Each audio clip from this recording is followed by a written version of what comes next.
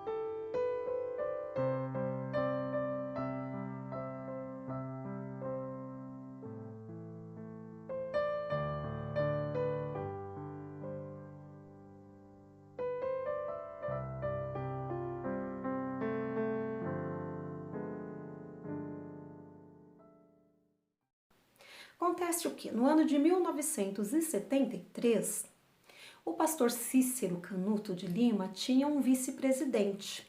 O pastor João Pereira de Andrade Silva era o seu vice. Mas o que aconteceu? O pastor João Pereira, ele foi convidado a participar da diretoria da CPAD. Então, o pastor Cícero Canuto de Lima iria ficar sem um vice.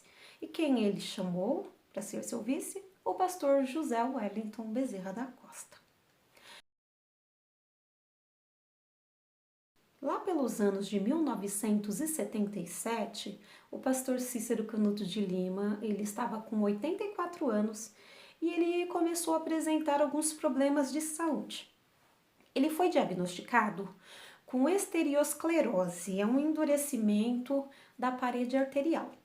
Então, entre os anos 1977 e 1982, o ano que ele faleceu, ele adoecia, ia para o hospital, ficava hospitalizado, voltava para casa e ele apresentava demência também. O Israel Araújo, escritor da biografia do pastor José Wellington, ele diz num trecho do livro que o pastor Cícero Canuto de Lima ele era fechado quanto a essa questão da sucessão, mas o pastor José Wellington sentia que estava sendo preparado por ele para sucedê-lo. Porém, ele encontrava resistência, sentia uma resistência por parte dos filhos, que eram envolvidos com problemas sérios na igreja. O autor não especifica que tipo de problemas eram eles. Grandes líderes nacionais desejavam a sucessão do ministério do Belém, tanto que por vezes visitavam os cultos e o pastor José Wellington dava oportunidades a eles, mesmo sendo advertido por companheiros para tomar cuidado.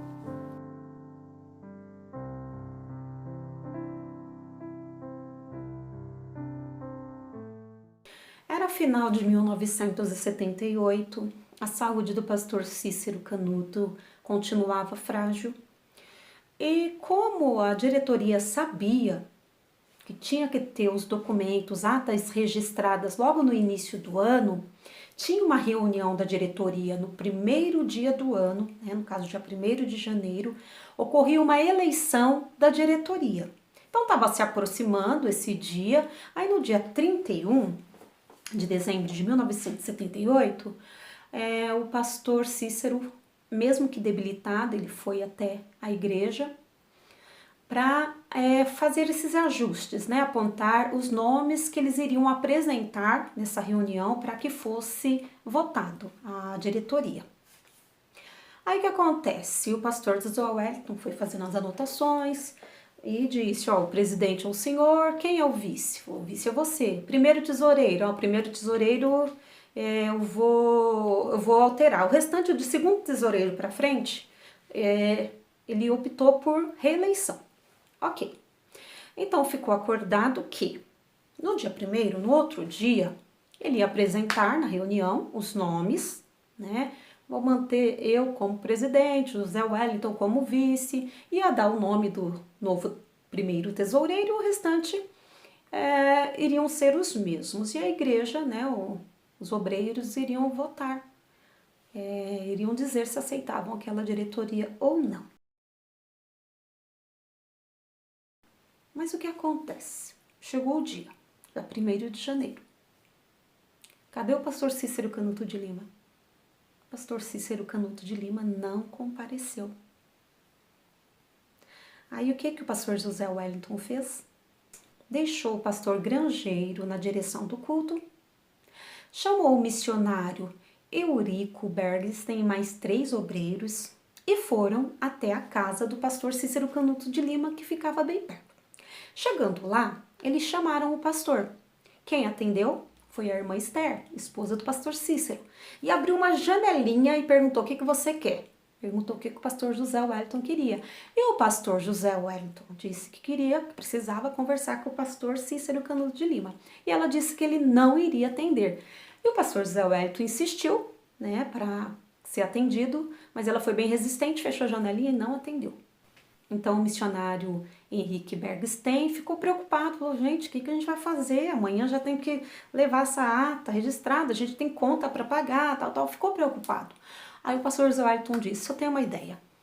Então o que ele fez? Chegou lá, propôs a reeleição de todos e disse: essa era a vontade, essa é a vontade do pastor Cícero, a não ser, exceto, o primeiro tesoureiro. Então quando ele puder vir, ele altera o primeiro tesoureiro e tudo certo. E foi isso que ele fez.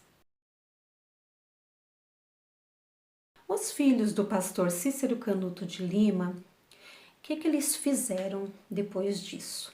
Eles foram até a Lapa e eles tentaram convencer irmãos de leste, ou da zona leste, zona oeste, a comparecerem no culto, que seria realizado na próxima quinta.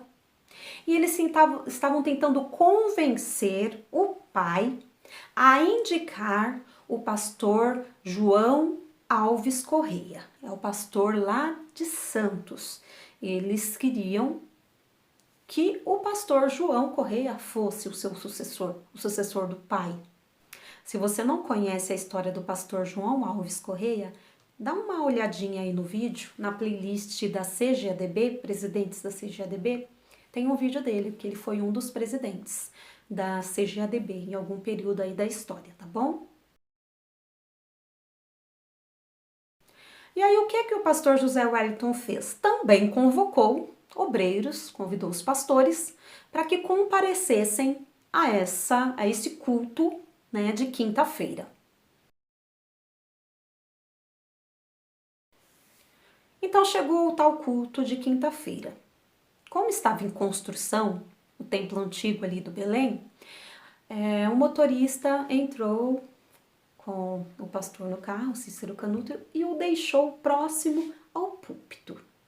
O pastor José Wellington já havia deixado, a cadeira do pastor Cícero e tinha deixado uma outra para o pastor João Alves Correia.